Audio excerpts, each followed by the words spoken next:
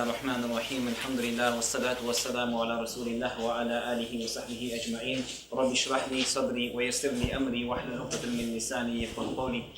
So alhamdulillah, inshallah today we'll be completing the 18th juz of the Quran, and today is also the day that we have completed 50% of the month of Ramadan.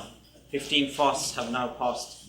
So the question to ask this evening is the glass half full or is the glass half empty?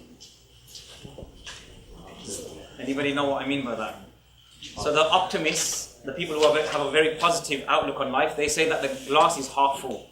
And the people who have a negative outlook on life, they are pessimistic and they say the glass is half empty. And the project managers, they say that the glass is twice as big as it's supposed to be. So today we started Surah Nur, and in this surah Allah subhanahu wa ta'ala, we're going to start Surah Nur. In this surah Allah subhanahu wa ta'ala, He talks about life's principles, social laws, social interaction. When we interact with people in society, how should our behavior be?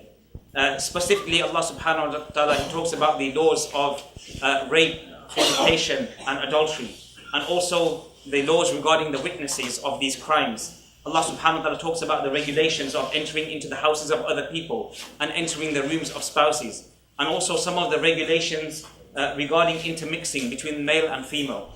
But one of the stories I want to bring your attention to is the story of the ifk, which is the slander against Aisha radiAllahu Anha. And this is mentioned in quite detail by Aisha radiAllahu Anha. But before I go into the story, I just want to mention a couple of things.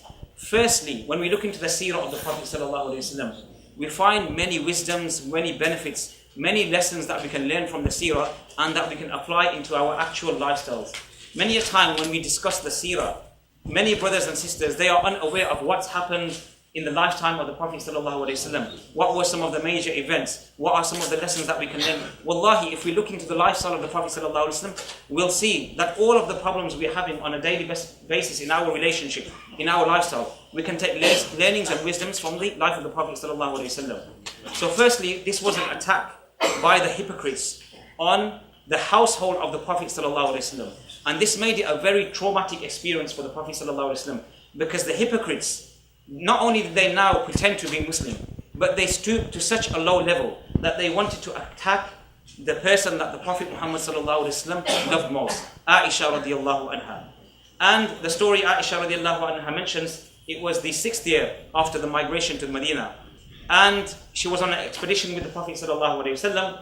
She went to answer the call of nature. When she came back, she realized her necklace is missing. So she goes back to look for her necklace. During the time she was away, the people who were in charge of her carriage, her hoda, they picked it up and they put it on the camel. Not realizing, because she was very light at that time. She mentions that, the women at that time, they were quite skinny and they didn't have much weight on them. So not realizing that she was in the carriage, they put the carriage on the camel, and the caravan of the Prophet ﷺ, it leaves the place. Aisha radiallahu anha, she comes back and she realizes the caravan has gone. So she decides to wait in that place. And the Prophet ﷺ, he used to have members of the army who were deployed at the front and the back of the army. So just in case somebody has been left behind. So one of the members, by the name Safwan ibn Mu'aqqil, he mentions that he came and he saw Aisha radiallahu anha, she fell asleep. And during the time she had fallen asleep, she had taken her veil off, and he recognized her. And how did he recognize her? Because before the verses of hijab were revealed, he had seen her face. And when he saw her, he said, La hawla wa la quwwata illa billah.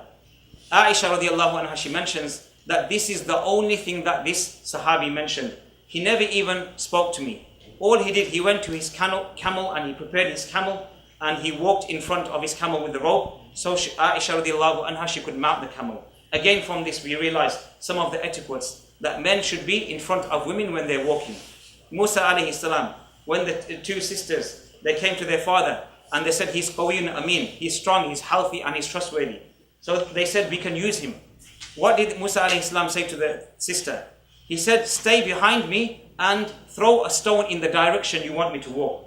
So this is some of the manners, the haya that Islam has, the etiquettes of modesty in Islam. So they come to Medina, and the hypocrites, they see this scene that Aisha radiallahu anha, she's coming on the camel with a Sahabi. Now Abdullah ibn Ubay bin Salul, he was the worst of the hypocrites. He was like the leader of the hypocrites. And he was a companion who caused so much hardship to the Prophet ﷺ during his time in Medina. And he started to spread a rumor around the streets of Medina, this slander, that what were these two people doing together? How come they were left behind and blah, blah, blah. So Aisha radiAllahu anha, she mentions that when she came to Medina, she fell into an extreme fever. She didn't realize that all of these rumors were going around. But she noticed that the tenderness and the gentleness of the Prophet ﷺ was not normally as it used to be. Meaning, he used to be very kind to her, and during this whole long 1 month period, she noticed a difference in his attitude towards her. Until one day she went to the outskirts of Medina with a sister, and this sister tripped over, and she said, "May my son be killed." So she said, "Why are you saying this about your son? Your son is the one who fought in the Battle of Badr." She said, "Yes, but do you know the rumors that my son has been spreading?" So she finds out about these rumors, and she was shocked. She went home to the Prophet ﷺ, and she asks permission from the Prophet ﷺ to go back to her mother and father's house. When a daughter has problems in her marriage, who does she turn to? Her mother and her father. So Prophet ﷺ gave her the permission to go to her mother and father's house. Now during this time, the Prophet ﷺ, he wanted to get down to the bare bones, the facts of what's going on in the society. So he asked two of his companions, Ali radiAllahu anh and another companion. The other companion, he said, "You know, your family is a trustworthy family. I have no right to doubt these people." Ali radiAllahu anh, rather, he said, "Allah subhanahu wa ta'ala has not made it a compulsion on you regarding your relationship with your wives. So ask maybe her maid and see what if she's guilty or not." So they called the maid Barira, and they asked her, "Do you know if Aisha radiallahu anha, do you suspect her of anything?" And she said, "By Allah." She goes, "The only thing that I suspect of this girl is that she's a young girl, and when she kneads the dough, while she's kneading the dough, she falls asleep. And while she's falling asleep, the lamb comes and takes the dough away from her. This is the only crime that she's guilty of." Meaning she's an innocent individual.